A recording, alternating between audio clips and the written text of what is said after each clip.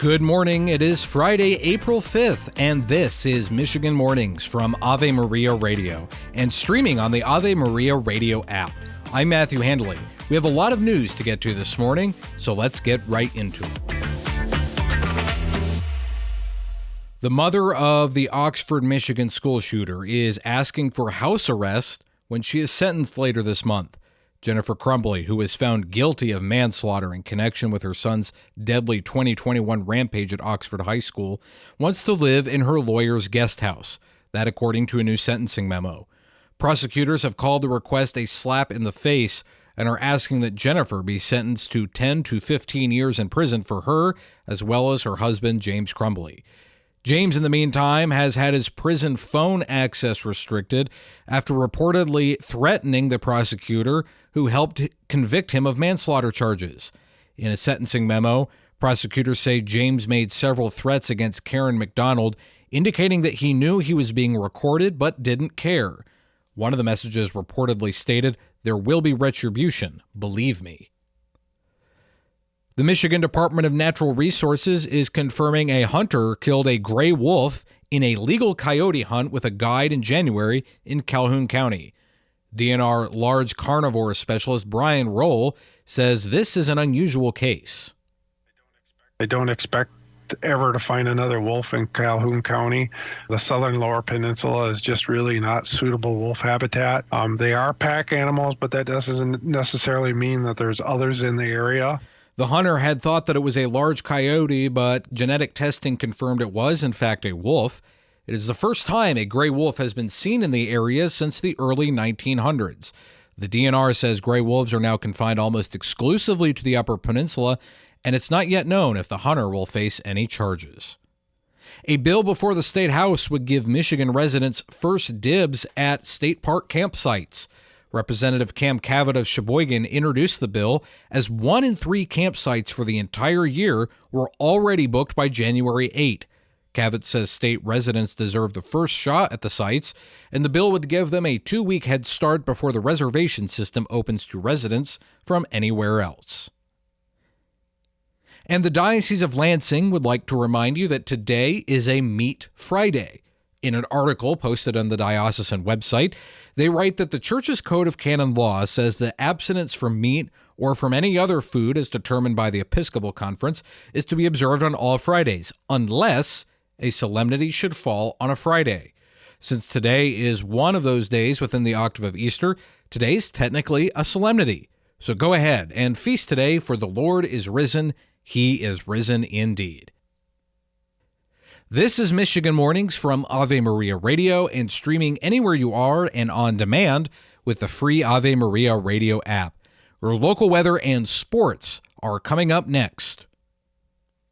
Now this.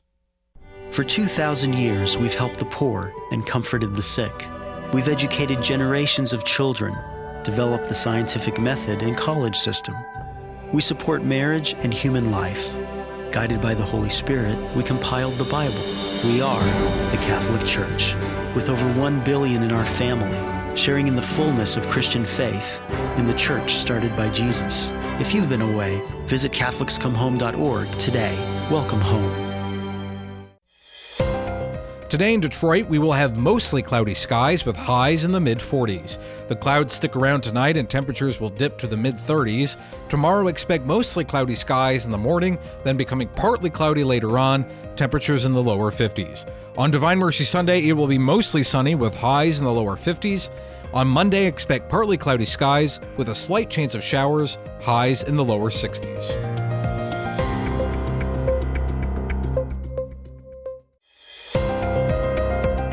Today in Saginaw, we will have mostly cloudy skies with highs in the mid-40s. Tonight, the clouds stick around and temperatures will dip to the lower 30s. Tomorrow, it will be partly cloudy, then clearing, highs in the lower 50s. On Divine Mercy Sunday, it will be mostly sunny with highs in the mid-50s. And Monday looks to be cloudy with a chance of rain, highs in the lower 60s.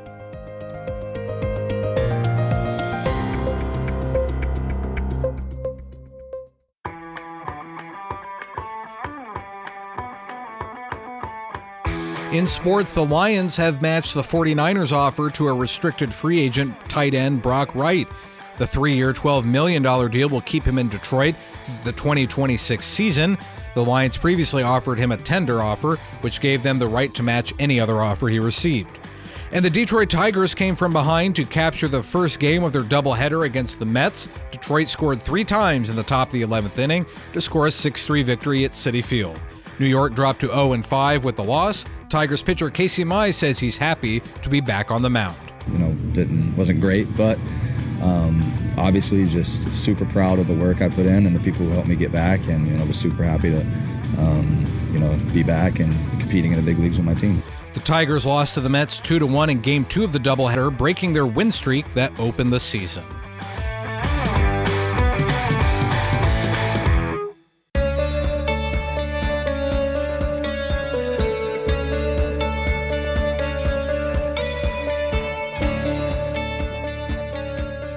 Welcome back to Michigan Mornings. I'm Matthew Handley.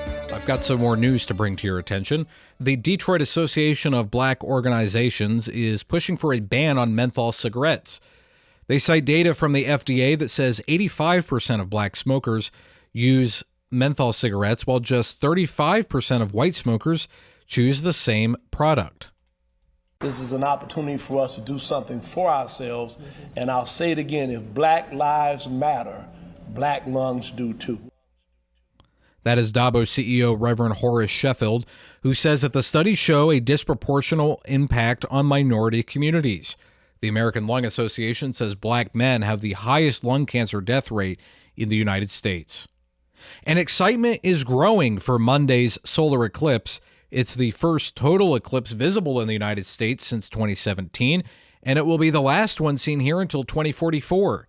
The path of totality, where the sun is completely covered by the moon, will begin crossing the U.S. at around 2:30 p.m. Eastern Time, and it will finish about an hour later. Southeast Michigan, including Monroe, is included in the path of totality.